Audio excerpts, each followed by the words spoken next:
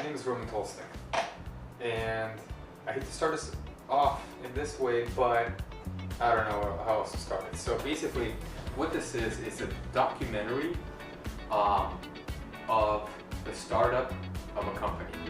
What is this I'm feeling? If you wanna leave, I'm with it. We've come too far to give up. Hey guys, okay, so here I am back with another episode of Ronaware, the development of a company, and here's kind of where we are. So the PCB thing, we're getting all ready to go. We sent out the initial drawings. All looks good. All our simulations turned out fine. We sent them off to China to get manufactured, to our client, right? We sent them off to China.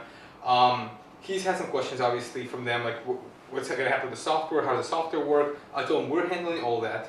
The software's all on our side. The cloud, we're going to take care of that as well. And so right now we're just really getting ready for manufacturing. The kind of the final push, which is really exciting. We presented it to him. I made a video of like basically how to put it together, because what we sent him was a prototype, right? So it's got wires everywhere, it's got all these boards and blah blah blah. Just a big mess, big freaking mess. Said freaking, very clear on that. Anyway, so that's kind of where we stand right now. So today's call will basically be about gearing up this manufacturing. For instance, how will the password system work with multiple items in the market? How will the cloud work with multiple items in the market? How will all these things interact as this thing goes live into the world? What will happen? We got to figure all that out. And so that's kind of where we stand now. I have no doubt that we'll figure it out, especially now that the money is going to be coming in pretty soon to us. And it's really exciting. 3 years. 3 years of working on this.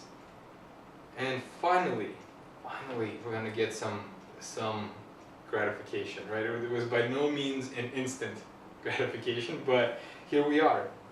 After we launch this one, we move on to the next project, and then the next one, and the next one, and the next one, and so on, right?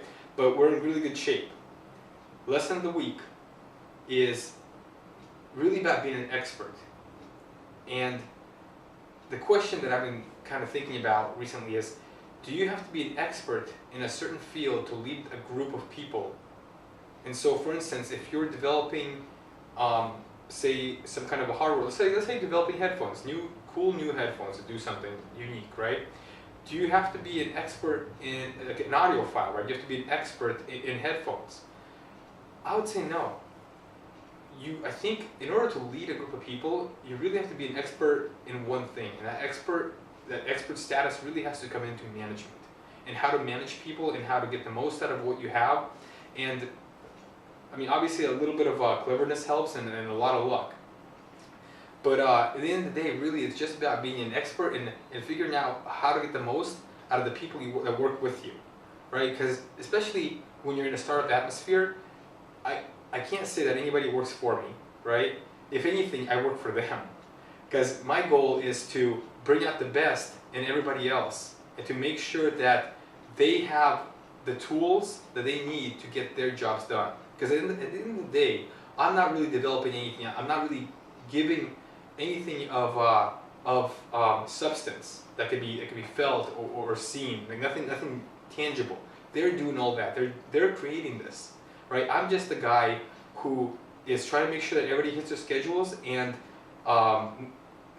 negotiating on their behalf.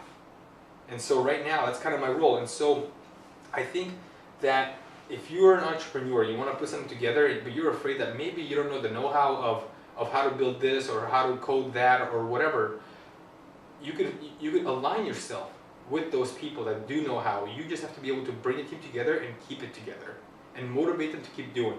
Because there's really two types of motivation, right? There's the carrot at the end of the stick and the whip behind it, right? And using the whip, I think it might be better in the short run, but it will crumble your delicate business in the long run, because nobody's going to want to follow a timer for very long, especially when they figure out that you probably don't know how much of what you're doing yourself, and you're just trying to get everybody to do what you want them to do, but you're not incentivizing anybody the proper way. So the best way I think to do it is to kind of dangle that carrot, right? And say, here, your payday is coming, it's this far away, and the sooner we get to it, the sooner we could all get that carrot.